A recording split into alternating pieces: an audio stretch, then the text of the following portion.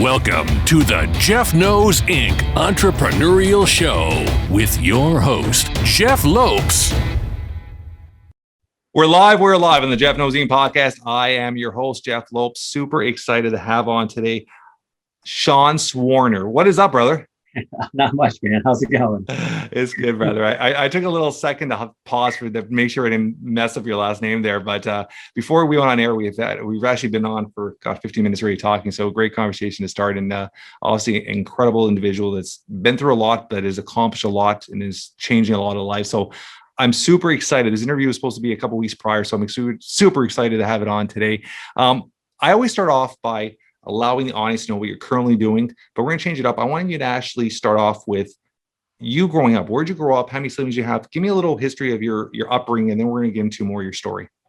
Well, I mean, you probably don't want to go as far back as, my mom and dad got together 9 months later. I don't go back that far. So I was born and raised in a little town in Ohio called Willard. I mean, my backyard was a cornfield or a bean field, depending on the season. So I was a corn-fed boy growing up, and my life was completely normal. I would build forts in the backyard. I would climb trees. I would TP. Well, before toilet paper was worth its weight in gold, I would TP my coach's house. Throw the toilet paper up the trees. Absolutely normal until I was going in for a layup in basketball. Came down, my knee smacked so hard I could hear it. Almost like Thanksgiving dinner, you're chewing on the leg, the turkey leg, and you can hear the tendons and ligaments kind of snapping, and that's what my knee sounded like. How old are you at this point? 13. Okay. 13. So I was in the 8th grade, and I remember it so vividly. I hobbled over to the stage, and that knee injury swelled up so much, it actually triggered, there's a physiological response that my body had. It triggered every other joint in my body to swell up. And in a day, I looked like the Pillsbury Doughboy. Wow. So I slept through my alarm clock the next morning. Mom and dad came to wake me up. Couldn't even recognize the firstborn son. Like, okay, we need to take him to the hospital. Thankfully, small town hospitals literally a block and a half away. They get me down there. They start treating me for pneumonia. 13, 8th grade, like I said, I'm loving it. To be honest with you, like the cheerleaders are coming to visit me, bringing balloons. I had a great time, but I had a great time until the doctor came in, pulled mom and dad out in the hallway, and I didn't find this out until later. And the doctor looked at my parents and asked them, "Do you know any oncologists?" That's when things started changing. I wasn't getting any better because you can't cure cancer by sucking on a nebulizer. So they took me to Columbus, Ohio, and as a 13-year-old, they did numerous bone marrow tests. I mean, it was awful. I remember they took a surgical blade past my hip bone, like right above my butt, basically. I still have 2 little dots. It was so painful. They treated me as an adult. Normally, they knock you out. They just gave me a topical. They went in there, kind of drilled into my hip bone, right above my butt, like I said, and they aspirated a part of the bone first time, so they had to do it 2 more times. I passed out from the pain, because they wanted to see if what I had was in my bone marrow, which thankfully it wasn't. And they eventually diagnosed me as an 8th grader with advanced stage 4 Hodgkin's lymphoma, and they gave me 3 months to live. Wow. So while you're going through what you're going through with 13 years old, your hormones are kicking in, you're growing hair in unusual places on your body. I'm losing my hair. I'm 60 pounds overweight, bald from head to toe. And I literally remember waking up one morning and waddling to the mirror and looking at myself in the mirror and not even being able to recognize who I was. And I was terrified. I went into the shower, and I remember that the shower wasn't hitting my hair and kind of seeping down. It was just hitting my scalp at that point. And I collapsed to my hands and knees, and I lost it. I was weeping, utterly hopeless, pulling chunks of hair out of the drain so the water could go down. And I was thinking of what my friends were doing, getting ready for school that same day. And they were worried about the latest hairstyles, the nicest clothes, being in the popular cliques. I went to bed. How do you think you would feel if you went to bed night after night after night, terrified to close your eyes because you didn't know if they would ever open the next morning? You can't even imagine that as a 13-year-old. I mean, as an adult, you can't imagine that, but as a 13-year-old, how I'm gonna throw something at you before you continue the story. Your parents, when you reflect back and look at how your parents reacted, how were your parents around you? How did you ever see a glimpse of them when they didn't think you were around, you paying attention? How were they? Were they trying to be strong for you? Like, because I like I said, I went through a situation where I almost lost my son 4 or 5 times, and we were put in the room 3 or 4 times asking to stop working on him. And when we left the hospital, he was still hadn't, at 4 months old, hadn't fed yet, and we're totally be confined to a wheelchair his whole life. So it was a situation in front, you're trying to be strong in front of the family, but behind, you're questioning everything in life, and you're questioning, like I went through, even questioning religion. There's so many things you question. Everything. Yeah. So do you have recollection, like you can remember any moments with your parents at that time? I do, and I think you told me the age of your kids. Your kids children are very keen on what's happening. Yeah. Even if you don't tell them. Yeah. They're mimicking you. They're listening to you. Yeah. They hear everything. When the mom and dad argue, yeah. when they cry, when they're happy, they hear everything. So even though mom and dad were in their bedroom numerous nights, I can hear them, sobbing. But I felt like I had to be the strong person, like we talked about before, before we hit record. Yeah. I felt like I had to be the strong person in the family, to be the glue to hold us together. So I did my best to never let them see me cry. So while they were doing their thing, they're crying in their rooms, I would go back and I would be crying in my room. But I also, they had an intercom by my bed. So in case I needed something, I would just scream their names, and it would emit into their room, their bedroom, and they would come running. But I because I heard them weeping, I think that I turned that around and thought to myself that I had to be strong for them. I had to be the pillar that lifted the family up. So I wasn't really too focused on myself. I was more focused on them. I was more focused on my brother, because when I was going through my treatments, my brother was handed off to family members. He was handed off, he was like the child that no one wanted, but everybody did want him. But because of the situation, he was pushed off to other people when I went to go get my treatments. So that was difficult. But again, I think that, looking back at it, I'm happy I'm here. I'm happy that I went through what I did. That first time, we'll get to the second one, which was even worse than the first one, because then I was 16, and you don't want to go through it again. So when you're 13, so you're in the hospital. When did you start seeing a little light in direction of, like, there's some positive here, I'm going to be going home? Like, what period? How long were you in the hospital for? So I was in and out of the hospital. Yeah, in and out. Yeah, that's what I meant. Yeah. So I had my treatments. It was, I want to say, 1.5 years of chemo. I ballooned up 60, 70 pounds overweight. I looked at myself in the mirror, and I saw a hideous troll. Even now, sometimes I look in the mirror and like, man, I still see that 13-year-old kid fighting for his life.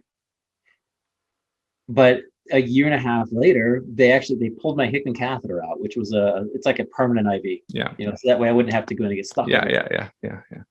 And I actually remember laying down on the my oncologist table, and I looked at him like, is this going to hurt? He goes, it's not going to hurt me one bit. I was like, thanks a lot. So I took a deep breath, and he just went, pulled this tube out of my chest. And then I could get back in the water, because I was a big swimmer. I loved swimming, but I couldn't get in the water because of that catheter. Yeah. So I actually had the catheter pulled early so I could swim in one of the summer league's dual meets so I could qualify for the championship. I just wanted to get back in the water, man. I loved it. And it was actually that one meet was the first time I was ever beaten in the 50 meter breaststroke.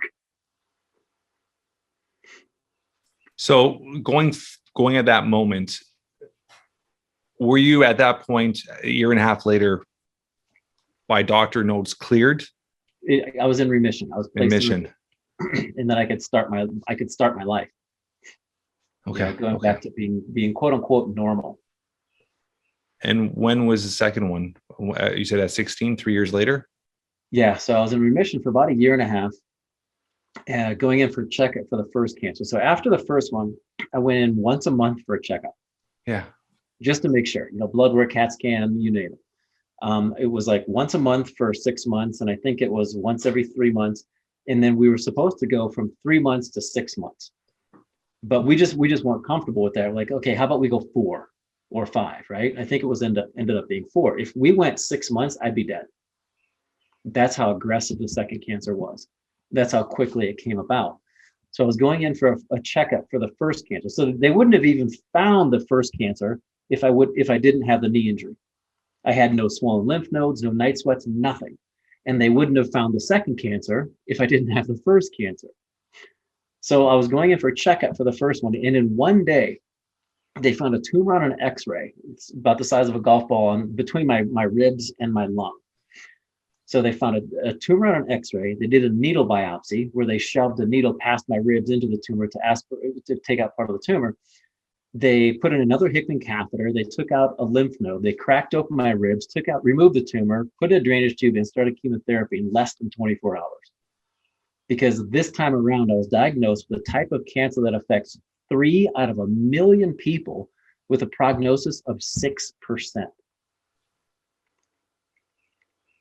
So doing the math, if you look at the fact that no one's ever had Hodgkin's and no one's ever had Askins sarcoma before, I'm the only person in the world who's ever had those two. The chances of me surviving both of those cancers is equivalent to winning the lottery 4 times in a row with the same numbers. It's crazy. Like I'm usually the talker during podcasts. I'm just listening to this speechless, right? And I'm thinking about it as a parent, right? I'm just looking at you as a parent and that helplessness, that like, oh, crazy. And this is totally off topic. I'm going to give you a quick little story because there's certain things in life that click and moments in your life for some reason. They just lock in your mind. You don't take them out of your head. And every day for 4 months, we would go, and we're blessed. We have one of the greatest pediatric care hospitals in the world, Sick Kids Hospital in Toronto, Canada, where we're from here. And every day we would go drop on my daughter at daycare 6 in the morning, be there by 7, be there till 6, 7 at night, pick up my daughter, come home. That was Monday to Sunday, 4 months straight there, 7 days a week. That was my purpose to get my son out of the hospital. And I still remember this so clearly. It was one day, we went in the elevator. We'd always park in the bottom 4th floor underground because there'd be no cars. Just park quick, get in. So we went and tried to look for parking. And there's a gentleman in an elevator with his daughter, and he held the door for us. We went in the elevator, and I looked over, and she was clearly going through chemo. She had no hair, probably about 10, 11 years old. And she looked at her dad, and she goes, "Dad, I'm really scared today." And her dad's, you could tell his eyes, he was so helpless. And he's looked at her and she goes, "Dad, you're going to be okay. Daddy's here with you." And she looked down, and you could see he was holding back tears. And I got out of that elevator, and that girl's image for days, I couldn't take it on my head. And I literally went to the bathroom, and I was like gagging because I wanted to throw up. I was so anxious. And it just I don't know why, it clicked in my head, that image today, whatever when you're saying that, because it's as a parent, man, is it's that most helpless feeling in the world, right? So continue with that. I apologize for jumping in there, Sean. No, that excuse me, that actually, I love that because it reminded me of a very similar story when I was going through my treatment. I was always treated on the 8th floor of the hospital. And like that, I knew the nurses, they became my family. I knew the doctors. The nurses in the hospital system become your extended family. 100%. Yeah. So I was comfortable being on the 8th floor. I loved it. I always had the same room, everything. Like they held it for me. Sean's checking into the hotel. Yeah. So for whatever reason, they were full. The 8th floor was full this time. And I was getting ready to get my treatments. And Mom and Dad kept trying to, we need to get Sean the 8th floor. We need to get him there. We need to get him there. But they put me on the 4th, right? So I was surrounded by other people who were going through treatment, and I wasn't treated as a child. I was treated as an adult. So I'm now surrounded by, in my eyes, when I looked around, I saw a bunch of old dying people. and it scared the what out of me. Yeah. And mom and dad kept trying to get me to that 8th floor. And finally a room opened up, a bed opened up. They instantly took me to the 8th floor, and we were questioning everything at this point. And I remember standing with my mom at a window that looked out to a courtyard, and it was in the wintertime, and it was snowing in the courtyard. And like I said, we were questioning everything, and we were just looking for signs, let me know if everything's going to be all right. And all of a sudden a rainbow came into the courtyard. And I looked at my mom and I said, everything's going to be all right, isn't it? Yeah, crazy. So the second time around, and the reason I bring that up is because the second time around, the doctors told my parents, your firstborn son has 14 days to live.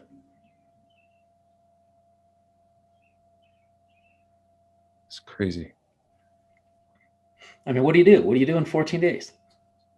2 weeks, man. So after you had that 24 hours, the initial 24 hours with the surgery, were you back onto chemo again? After they removed the tumor, the doctors told me I was going to be in the hospital for at least 2 weeks. 6 days later, I was out. I am a huge believer in the mind-body connection, and I pushed myself to the limit.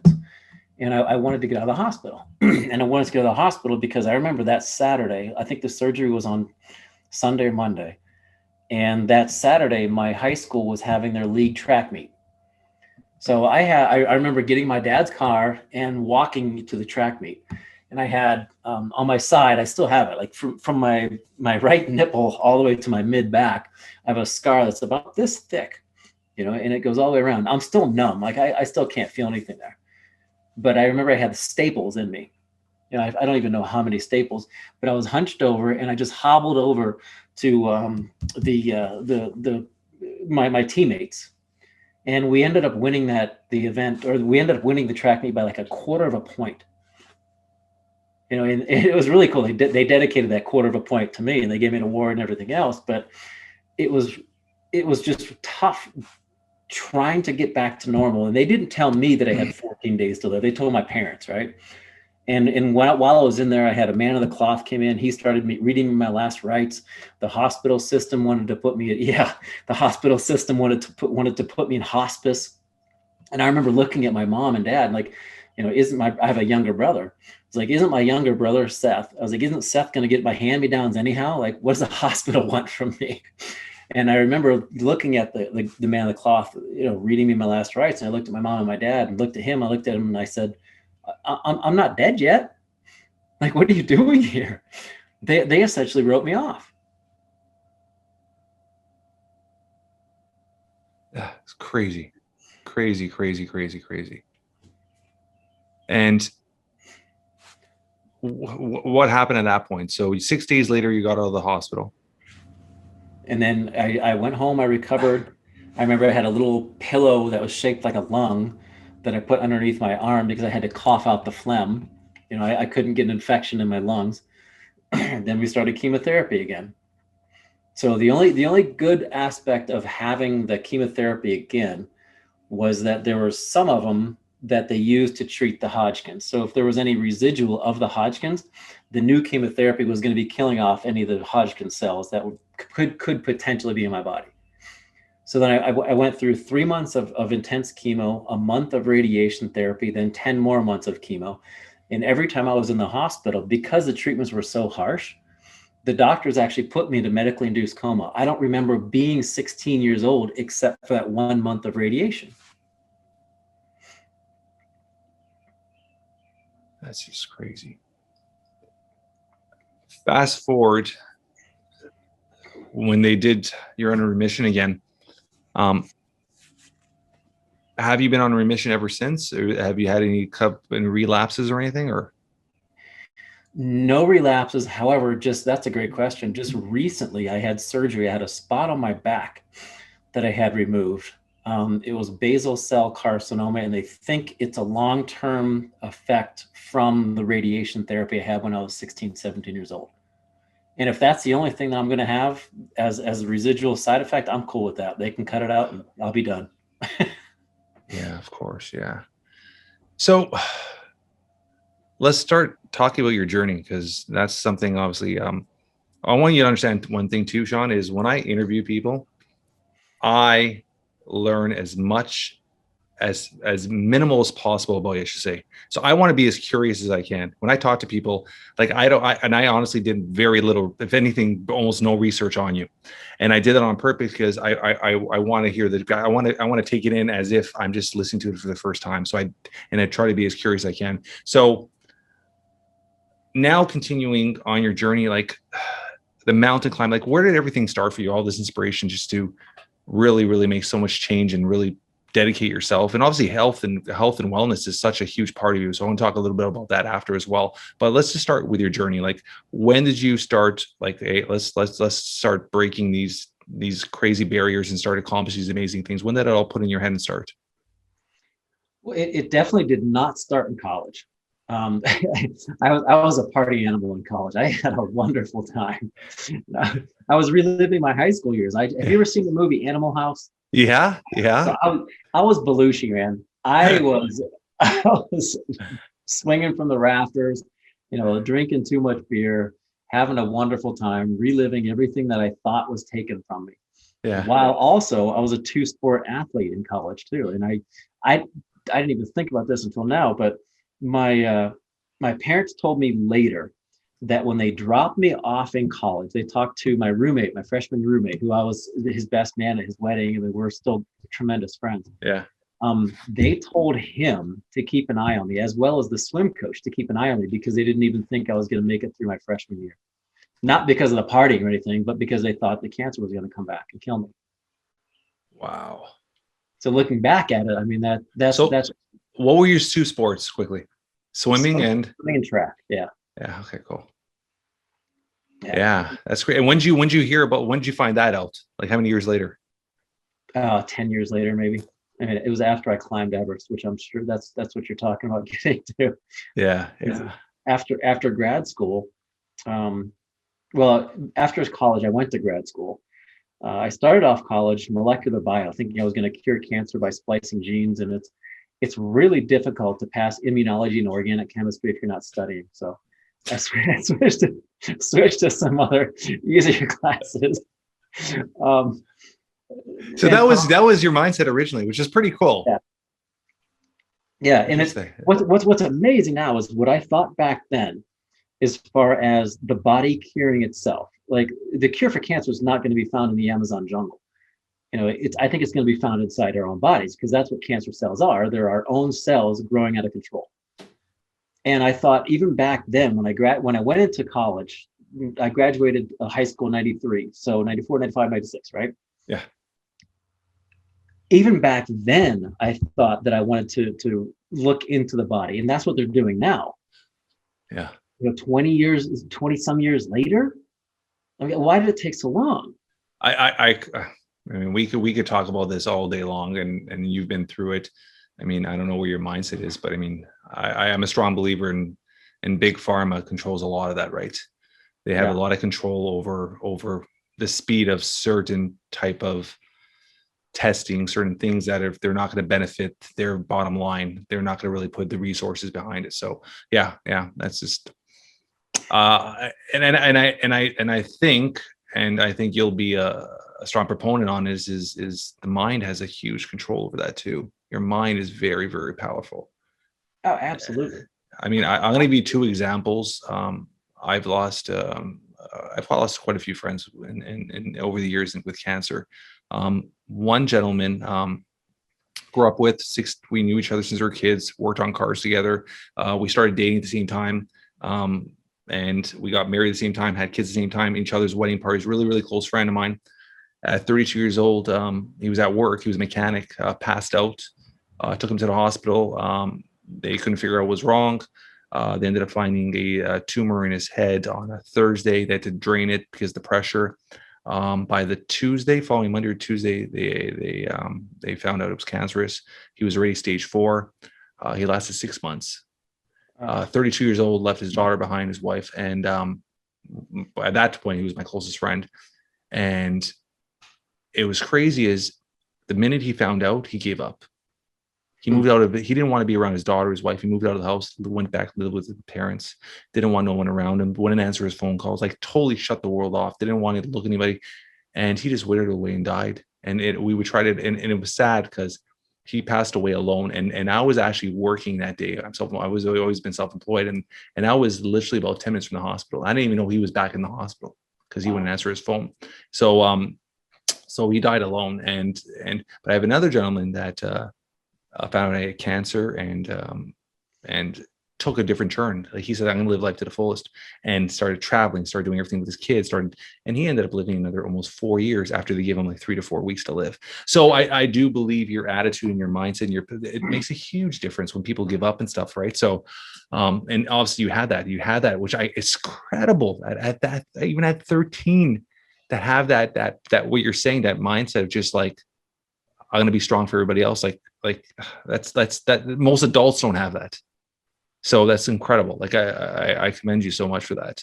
So continue your story, man. I don't even know where to go with it. There's so much to go with it. So where did you, so leaving, you're done school. You got into the workforce, I'm assuming. What were you doing career-wise?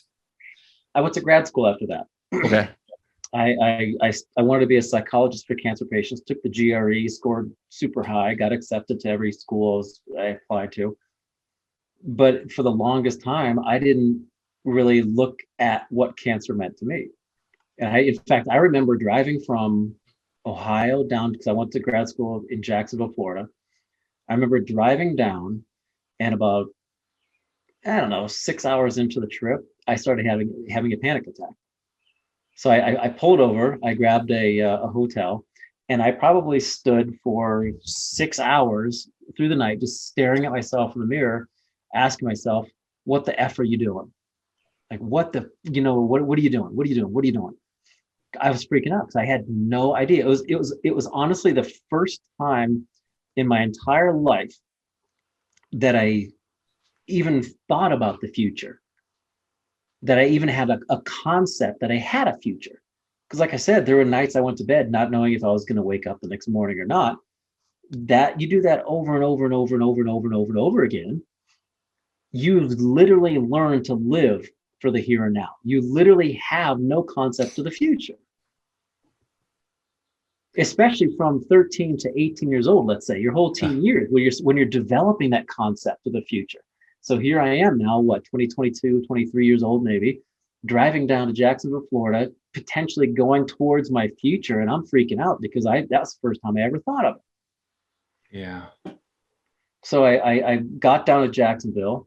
I just went to bed. The panic attack went away, anxiety attack, whatever it was. Went down there. I got 3 jobs working for my master while going to school, working for my master's and my doctorate, which I do not suggest for anybody to do ever. I was just stupid.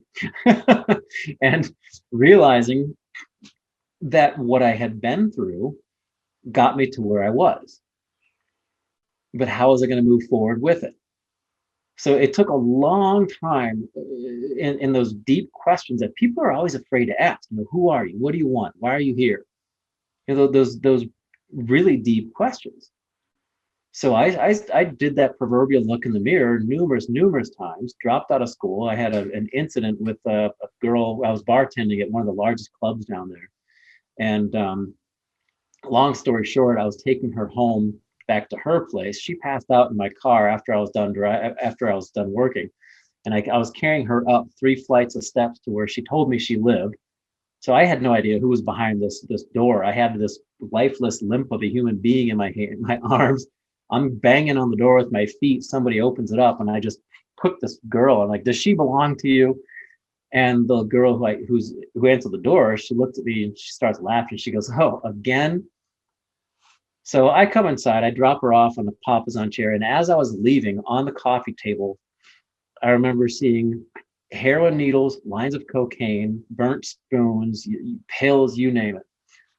And that's kind of what shook me a little bit, because I was born and raised in Ohio, Midwest ethics, morals, straight-laced kid. Yeah. And I had never done any of that stuff, never will. I have no interest in it. And as I was driving back home after work, I realized that I had not been paying attention to how I was making my decisions. Because like most people, 90% of the world is probably on cruise control. They're not even thinking about their personal core values and how they affect their decisions. So that was one of my wake up moments. I dropped out of school and I decided, okay, I'm going to do something else with my life. And I realized that I had been given that mind-body connection, right? Because after a year after I was placed in remission from my second cancer, at that same league track meet that I mentioned that I shuffled my way to, Yeah. I won the 800 meter run. So I worked so hard to build myself back up again. I went back to that race and won. So I truly believe in this because I visualized myself finishing the crossing the finish line first. I visualized myself from the first cancer inside my body, destroying the cancer cells from a microscopic spaceship, right? Unloading missiles and everything else that were laden with chemotherapy. I'd sneak up on the cancer cells and destroy it from inside my body while I was getting the treatment. And then I did the same thing, looking at where I wanted to go in my life. And I wanted to utilize the highest platform in the world to give people something I never had, which is hope. And that's when I came up with the idea of climbing Everest. And 10 months later, moved from Jacksonville, Florida to Colorado with my brother, who just graduated from college. He drove with me. He's like, yeah, sure. Just graduated college. He's like, I'll go with you. That's a great idea. So we packed up the Honda Civic, put everything we owned in the Honda Civic, moved thousands of miles away to Estes Park, Colorado, literally camped and lived out of the back of my car for 2 months before we even found a place to live. 10 months later, after utilizing the library and a payphone bank as my office to call for sponsorships, 10 months later, I summited Mount Everest. And your brother climbed it with you? The initial idea was that he was going to climb with me, but we didn't raise the funds. So he was at base camp. He was my base camp organizer. And when you get into high altitude, it's almost like you're severely intoxicated, but you have no idea because your brain is so starved for oxygen. You're not making proper decisions. I mean, you're just completely out of your mind. Yeah. So I told him, I was like, look, dude, I trust you. Whatever you tell me to do, whatever suggestions you have when I'm up in altitude, I'm not going to question. And he was someone I could trust. How many days did you take to get to the top? I got to base camp April 8th, summited May 16th. And was it with a team? Like how many people were with you? That's a great question because when I first started approaching Everest organizers, it's not like you can just show up at Everest base camp and say, hey, I'm going to go climb, right? Yeah. You have to get a permit. There are so many different, like the logistics are insane. Yeah. But every organizer I approached told me no, because it was one thing I forgot to mention too is I only have one functioning lung. So they thought it was physiologically impossible to climb Everest with one lung. So you did leave that little part out. Oops. So yeah, I climbed Everest with one lung, but I found the company who organized National Geographic's expeditions, right? So I actually bought a slot on their permit and had my own expedition. How did you do that? Like it's a sneaky way. So the guy who organized the National Geographic's expeditions organized mine.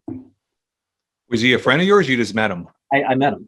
I met him through the internet. But Nat Geo was not comfortable having me be a part of their expedition because they thought I was a liability. Yeah. And I mean, looking back at it, I completely agree with them. Which is why I was under their permit, but I was on a separate expedition. So we used different Sherpas, different everything. So I went up with 2 Sherpas, my brother at base camp and a cook. And that was it. Normally at base camp or going up Everest, you can have 30 or 40 different people, climbers, Serdars, Sherpas, cooks, you name it. Yeah, but it was, I mean, I would say we were on a shoelace budget. Our shoestring budget. We didn't even have shoelaces. We were on a Velcro budget. We didn't even have shoelaces. Other people had heat and everything else in their tents. Yeah. Some people glam it nowadays. Just to take that social media picture, people glam it up there, and it just So that's crazy. So you said you started what day you get it? April 8th. So and you finished what day? May 16th when I summited. That's A long time. yeah. What's the average to get up there? Like average roughly. I would say about a month. 2 weeks, a month, huh? Yeah. I would assume it'd be like 2.5 weeks, but you do have to, I guess, every altitude you have to so. And when you reach every altitude, how many days would you actually stay there just to accumulate or get your body accustomed to the oxygen levels and all that stuff? Right. I love the insight there. That's a great question. So what happens is you establish on the south side. I went up from Nepal. Yeah. So you went up the hard way. Yeah. Well, the normal route. Yeah. Because there's a lot of people don't know there's a easier, more tourist way that people would just pay to get up there. Yeah. Okay. So you on the south side, you establish a total of 5 camps, base camp, and then 4 camps on the mountain itself. Yeah. And they're creatively named Camp 1, Camp 2, Camp 3, and Camp 4. Yeah. And they're roughly 2,000 feet vertical from each other. I know you're up in Canada, so that'd be how many meters? Like yeah. It's you're looking at, and so you would, when you're climbing in between, how long does it take you to get to from the first to the second summit? How many days, or I mean, is it one day, 24 hours? Like, what does it take? From say base camp to Camp 1 would probably take on average 8 to 9 hours, but eventually it took me about 5, because you get used to the altitude. And what happens in altitude, and the reason you establish these camps, is you do it for 2 reasons.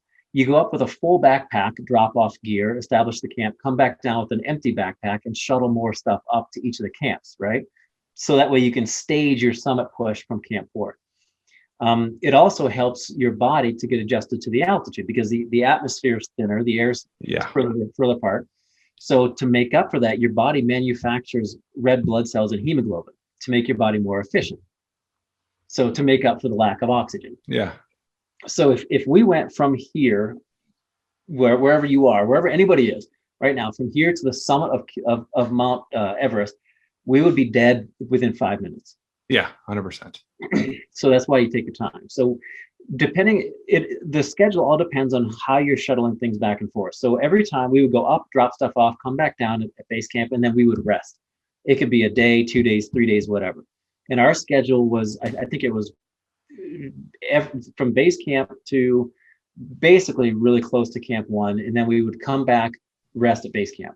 And then base camp the next day up to Camp 1, one night at Camp 1, back to base camp. And then base camp. And every time we came back to base camp, we would rest, like I said, however long. Yeah. So then base camp up to Camp 1, one night just below Camp 2, back to base camp. Base camp up to Camp 1, one night up to Camp 2, one night back to base camp. Base camp up to Camp 2, 2 nights back to base camp. Base camp up to Camp 2, 2 nights back and forth and back and forth and back and forth. So you slowly work your way up to sleeping at Camp 3, then back to base camp, and then you work your way up to Camp 4 to go for the summit push. So that's why it takes so long. People think you show up and you just slowly go up the mountain and rest, and you go up and down and up and down and up and down. I wasn't aware of that. I assumed that the other way, you would rest, go up, rest. So summiting down, I've always been told, I mean, how long did you take to get down? Is it just like a 24-hour, like, boom, let's get off this damn thing quickly? Or is it, because most people say that, but the people say it's more dangerous coming down than going up. It is. It really is, because you're so fixated and focused on going up to the top. That's exactly what happened to me. I visualized myself on the summit thousands of times, right? And then when I finally got up there, I looked at myself, I looked around and thought, I have to go back down. Like, I never even connected that, because in the mountaineering industry and climbing, it's a round trip sport. Yeah. So when we got up there, we got back from the summit back to Camp 4. We collected our stuff. And normally you go back to Camp 3 and sleep at Camp 3, sleep at Camp 2. You're right. I wanted to get the hell out. So we packed up Camp 4, went to Camp 3, packed up Camp 3, went to Camp 2, packed up Camp 2, went to Camp 1, packed up Camp 1, went to base camp. 2 days later, I was back off heading to Kathmandu. Yeah. I was like, I'm done. Get me the hell out of here. I'm going to take a shower. Yeah. I was told that by another gentleman that did it as well. He said it's the exact same thing. He just wanted to get out, and he actually, So when you're eating, you're obviously, you have a cook. You're just eating what they're providing, right? You don't. It's not like I got a menu. It's whatever they cook, you're eating, kind of thing, right? Yeah. So the gentleman I know, he was a vegetarian, and he was kind of forced to eat meat on the way up. Yeah. So I guess he didn't plan it, and that kind of messed him up. And then the altitude got to him as well, and he was on camp, I guess base 3 or base 4. He was throwing up profusely. And I don't even know. He says like he was about to give up, and then finally this did the summit, and they got down, and like same thing, like 20. They got down. He said in 24 hours they got down. Yeah, it was just he just needed the hell out of there. He had thrown up so much. So going up, you always hear these stories of where there's all these markers of people that have passed away on their way and all that stuff like that. So this is all legit true. There's markers everywhere. You see dead bodies on the way up. Green boots exists. Yeah, I stepped over probably three different bodies, and where's your mindset when you see that? That's exactly what I was gonna say. The difficult part is it gets, that thought gets in your brain of, this guy died attempting to do the same thing I'm trying to do. Yeah. What makes him not worthy? What makes me worthy? What makes other people worthy? You start questioning and doubting yourself. Because if so many people, I take a group to Kilimanjaro every year as a fundraiser for cancer care. And so many people say, I'm going to conquer that mountain. But if it's you versus Mother Nature, she's going to kick your butt every single time. I don't care who you are. So you don't conquer the mountain, you conquer yourself. You conquer your thoughts, and you learn to focus on where you want to go, not avoid where you don't want to go. Yeah. So you just don't let those thoughts get in your brain until you come back down and you reflect on it. Because in the moment, you cannot have that happen. Yeah. It's just reacting and being, preparing yourself. You're a huge, and just obviously what you've said in our first 45 minutes that we've been talking, you're a huge believer in manifestation, right? You really believe in the visualization and seeing everything through. So I'm assuming that was a big part of your climb as well. Absolutely. And like I said, I visualize myself on top numerous times, but I do it. I do it differently. And it's not just seeing it from the first person point of view. It's also adding in more senses. So I could hear the snow, like the styrofoam sound of the snow crunching under my feet. I could feel the sun's radiation on my face. I could smell the ozone. I would visualize that every night I went to bed while I was training and on the mountain. And I also had a flag. So I had a deeper purpose for getting up there. And I think that's what kept me going too. I had a flag that was, about this big, say 2.5 feet by maybe a foot. And it had names of people touched by cancer on it. And it was always folded up in my chest pocket close to my heart as a reminder of why I was doing it. So they were essentially my inspiration. And when I got to the summit, I took that flag out and unfurled it and wrapped it around the summit of the world. So I wasn't alone when I was up there. I shared that platform with every single person who's ever been touched by cancer. And I think that's what really drove me to get up there. I love that. So fast forward a bit, you're saying Kilimanjaro, you do that on a yearly basis, which is quite a big mountain as well. You do that on a yearly basis for a charity. Which charity do you do that for? It's called the Cancer Climber Association. And what we do is we actually fund a survivor's trip every year. All costs covered. Anybody can go though. It's just a fundraiser for that survivor. Yeah. And it's the responsibility of that survivor to raise funds for next year's survivor, kind of paying it forward. So keeping it the cancer family. And it's a life-changing trip. It's one of the 7 summits, which is the highest mountain in every continent. Yeah. And it was the first of the 7 that I climbed after Everest. And this July will be my 21st trip up the mountain. Wow. And it's 19,342 feet high. And what's crazy is the average success rate of the mountain is 48%. Seriously. 52 people out of 100 don't make it. But my groups, because we do things differently, we're at 98% success rate. That's awesome. Is the preparation, right? The preparation, everything calculated. I love that. So when you go up there, how many people go up in a group with you guys? Anywhere between 6 is the the fewest, and 31, which I will never do That again. Many? Yeah, I won't do that again. Dude, No, it's too many, too many personalities, right? Well, people ended up doing their own things. Like it was like herding cats on the mountain, and they would form these little cliques. It was like everyone reverted back to high school.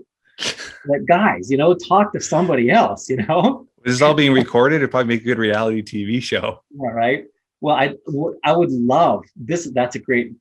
I'm glad you brought that up, because I would love to take recently retired professional athletes up the mountain to help them with that transition. Yeah. That's something I've for the last year, a lot of our interviews with pro athletes, that's something we talk about, that identity, right? Breaking the identity, we talk about that a lot. I was actually talking about that yesterday with somebody, and that identity that just locks in as a pro athlete. That would easily be a reality TV show. Yeah. Interesting. Where, obviously you're doing a lot of public speaking, I'm assuming? Not a lot because of the vid. Yeah. But prior to that? Yeah. And I would, things are starting to open up right now. I'm booking some things. I think where are you based out of? Just south of Denver, Colorado. Okay. Very cool. So with everything going on, what other things career-wise are you doing right now? Well, after doing the 7 summits and the Explorers Grand Slam, which is the North and South Poles, I also did the Hawaii Ironman. So if you look at that, so you did the Hawaiian Ironman. So you had to did you have to qualify for that? No, I got a media spot. Okay. That's not yeah. Because it's the peak, right? If you're into that, that's the peak to get onto. How'd you do? I finished 11 and a half hours. It was my 3rd triathlon ever, and I finished 11 and a half hours. It's pretty impressive. So not too bad. No, not at all. I don't think people realize how hard that is too. Well, I liked it. I enjoyed it. Like I had a great time. In the next day, I was walking around, I was swimming with the dolphins. I loved it. I mean, my background is in swimming and running, so the biking part was the easier section for me. And I remember the cannon went off, and you got 2,000 people swimming vertically. Yeah. And all of a sudden they go horizontal. People were punching me in the face, grabbing my ankles, scratching my arms, grabbing my wrists. I ended up kicking somebody else, trying to get them off. So because I was so strong in swimming, I moved away from the crowd, and I swam on the outside. And I got so distracted because the water is so clear and beautiful. I was having such a good time. I was like, oh wow, look, that's beautiful coral. Look at that fish. Oh, there's a guy scuba diving, smiling, taking our picture. Oh gosh. Have you ever done any extreme runs? I'm just asking it because they kind of fall into everything you do. I have not. However, I'm looking for sponsorship to run. I'm hoping in January of 2023. I want to build it up in 2022. Yeah. I want to run 7 marathons on 7 continents in 7 days.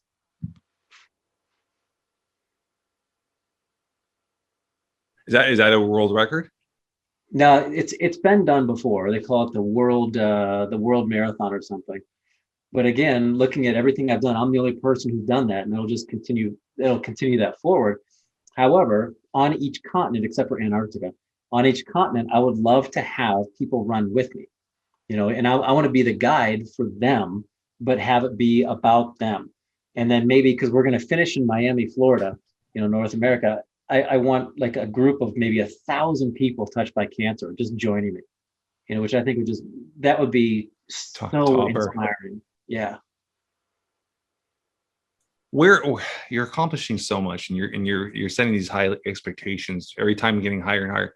Where's the board here? Like, where's the line? Like, where do you see this going? And how much money do you keep account of how much money you've raised for charities and stuff like that? Do you keep an account of all that stuff, or no? We just, every event you just go and try to do as best you can? Yeah, we just go. So do you have your own fund right now, like your own actual like collection fund for your charity? Do you have your own charity, and then you donate it to other charities? Like, how does that work? Or you just pick a charity every time, different charity? We have the Cancer Climber Association. Okay. Cancerclimber.org. And we're actually, I'll send you a link, because we're collecting names for every year we take a hope flag to the top of Kilimanjaro, and we put people who've been touched by cancer, their names on that flag, and we leave it at the roof of Africa. So we're always looking for people to join that and help out with adding more people to the flag. Because they're not names, they're people in my mind. But it's the Cancer Association. There's an event here. This girl, Jennifer Huggins, a good friend of ours, runs it. It's called Fight to End Cancer. And my main company, Kimura, which we design and manufacture boxing martial art equipment. We've been one of their head sponsors for 7 years straight, since day one of the event. So 7 years straight. And obviously COVID, the event was canceled last year. But what they do is they take 12 corporate individuals, females, males, that never fought in their life, put them through a boxing boot camp for 3 months. And then they actually license them as an actual amateur boxer to put them in the ring, black tie event, like $1,000 a ticket, and boom, they go out and they have a full real boxing match. Really? And yeah, it's a crazy event. Great event. She's done it for 6-7 years. She raises usually around a little over $250,000 a year. She raises for cancer research. She does amazing stuff. She got great sponsors. So we're a big part of that. So, So anything, when we're done here, any links, anything you send me, I'll push it and I'll promote it.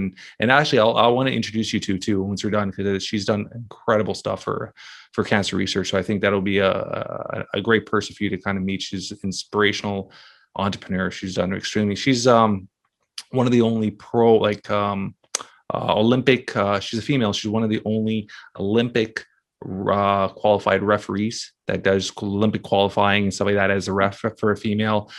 She's also a magic show assistant. She does all kinds of crazy stuff. She runs gyms. She does all kinds of stuff. So I'll choose you guys once we're done, because I think that'll be there's, who knows, something you guys could probably do together. And then when the borders open, maybe you could come to Canada and do something here as well. Have you been to Canada before, I'm assuming?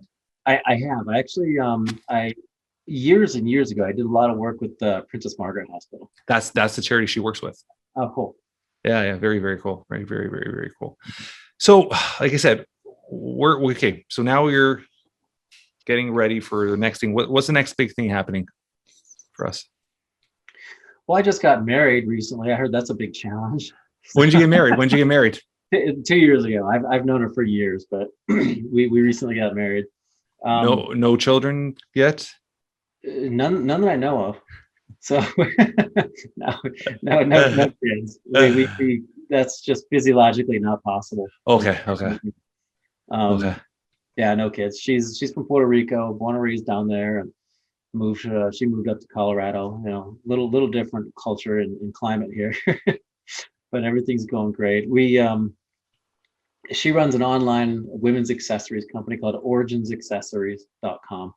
And a portion of every purchase goes to support the Hope Orphanage at the foot of Kilimanjaro. Oh, amazing. Really cool. Yeah. Yeah. She has a big heart and she's an amazing woman. Where'd you guys meet? Actually, I was giving a keynote presentation in San Juan and she was sitting up in the front row. And it was the first and only time I've been giving a presentation. I had to consciously tell myself, stop staring. Someone's going to notice. I love it. How many years ago was that? We met in 2011. We got married just 2 years ago. But we've known, like I said, we've known each other for a while.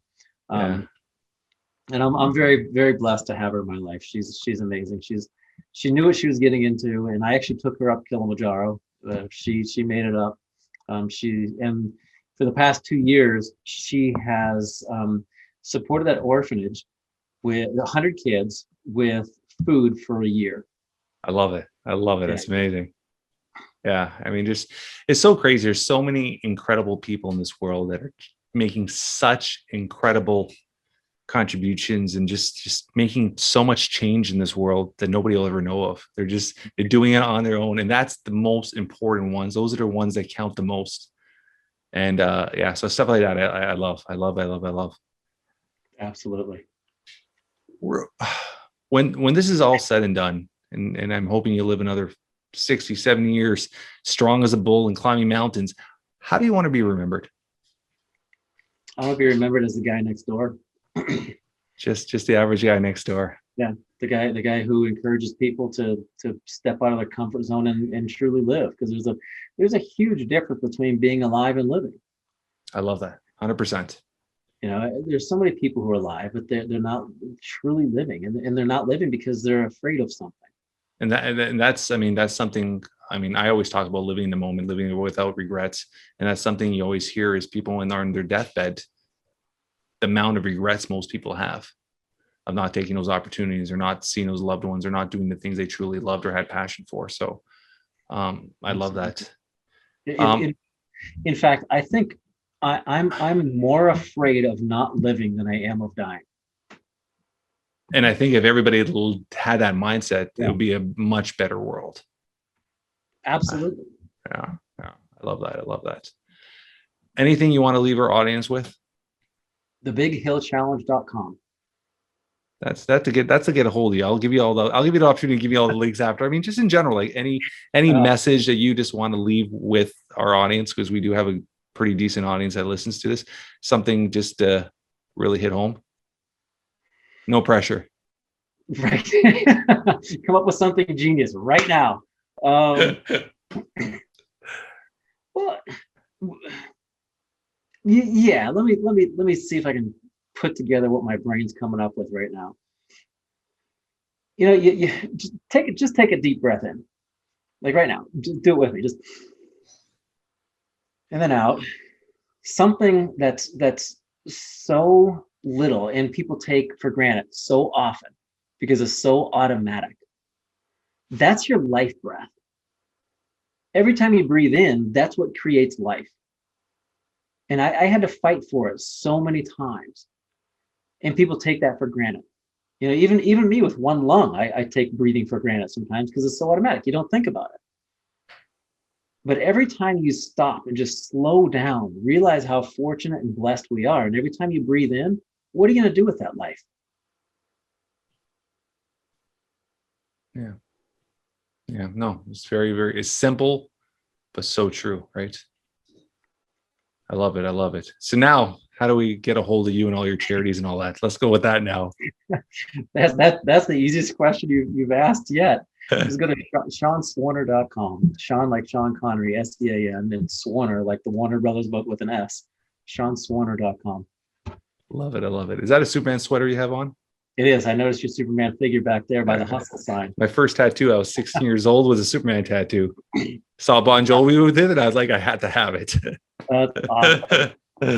Yeah, I love it. Thank you, brother. This has been a great conversation. Great getting to know you. I'm sure I'm going to have you back on the podcast, and there's quite a few people I want to, other podcast hosts that I think you could add so much value to their audience as well. So I'll be passing along your information to them as well to get you guys connected up as well. Well, I appreciate it. And just so you know, my thoughts are with you and your family. And I know your mom has no idea who I am, but just please give her my best. Give her a hug. I appreciate that, brother.